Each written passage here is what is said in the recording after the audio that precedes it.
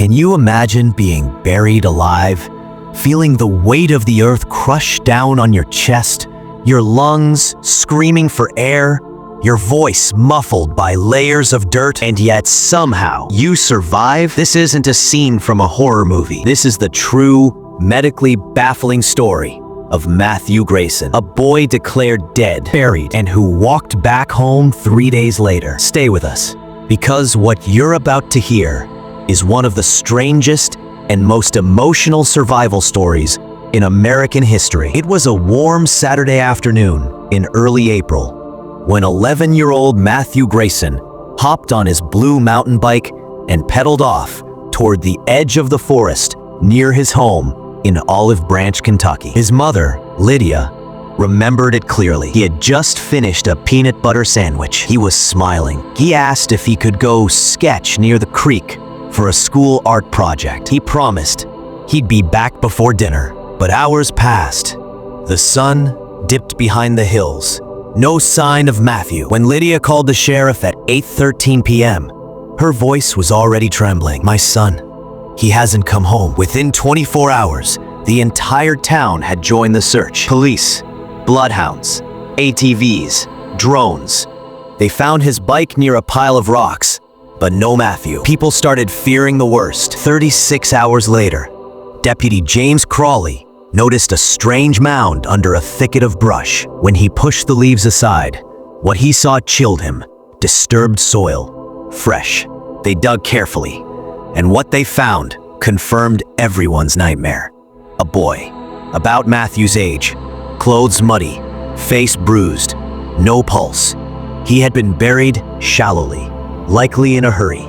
There were scratch marks on his arms. The coroner reported suffocation as the cause of death. No signs of sexual assault or fatal trauma. Matthew's mother was called in to identify the body. She collapsed. Funeral arrangements were made with the town mourned. Candles were lit. His classmates placed drawings at his grave. But no one noticed that something didn't quite add up. The shoes were unfamiliar.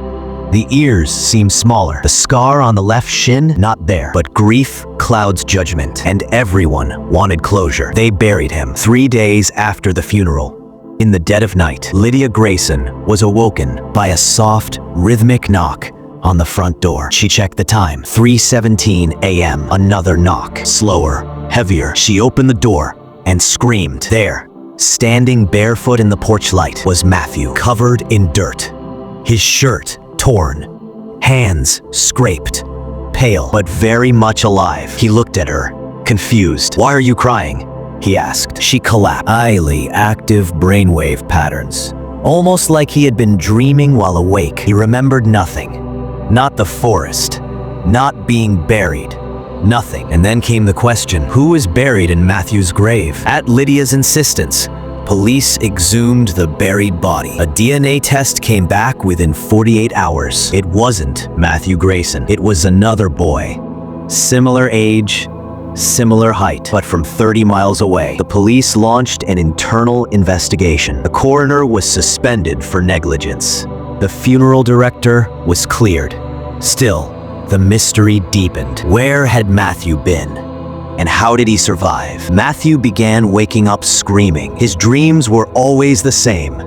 Dirt closing in, darkness, a tube in his mouth, the sound of rain, and a woman whispering, "Stay quiet, or he'll hear." Therapists believed he was recalling suppressed trauma, so they used hypnotherapy. In trance, he revealed chilling details. Being grabbed from behind, in Jack, waking up in a box, feeling plastic over his mouth, and air, faint air, trickling in. It appeared he had been buried alive, with a breathing pipe, and somehow clawed his way out. A tip came in.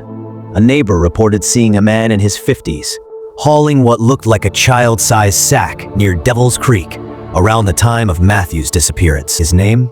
Raymond Coyle, a former paramedic, now living off-grid in a small cabin. Police searched his property. Behind the cabin, beneath a shed, a trapdoor. Inside, a bunker. Supplies, drawings of children, and in one notebook, a crude sketch of Matthew. There were also handwritten plans, instructions for air pipes, psychological notes labeled Compliance test, subject free. Raymond was arrested, but he refused to speak. That same night, his cabin caught fire. He died in the blaze. Some say it was suicide. Others aren't so sure. In a bizarre twist, it was a dog that cracked the case wide open. A local golden retriever had run off during the storm. Its GPS tracker showed it had lingered near a field for hours, just miles from Raymond's property. Police investigated, and there, hidden beneath fresh grass, they found a second burial site. Torn rope, blood traces, and a waterproof recorder. When played, it revealed faint scratching, then humming, then a whisper.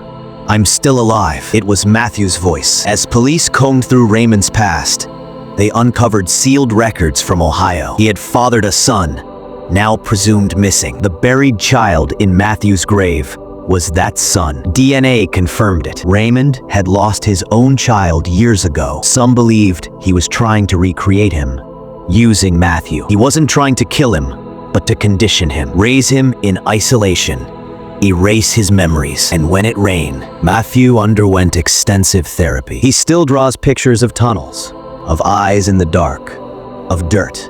His mother changed their names. They moved north. At 15, Matthew published a memoir titled 3 Days Under. He speaks now at child safety conferences.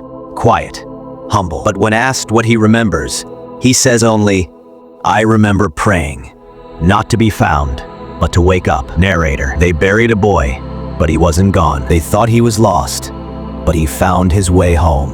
And while no one may ever understand exactly how Matthew Grayson survived, one thing is certain: sometimes the strongest heartbeat is the one they can't hear. Would you believe it if someone you buried came back? Tell us in the comments. And don't forget to like, share, and subscribe. We have more stories.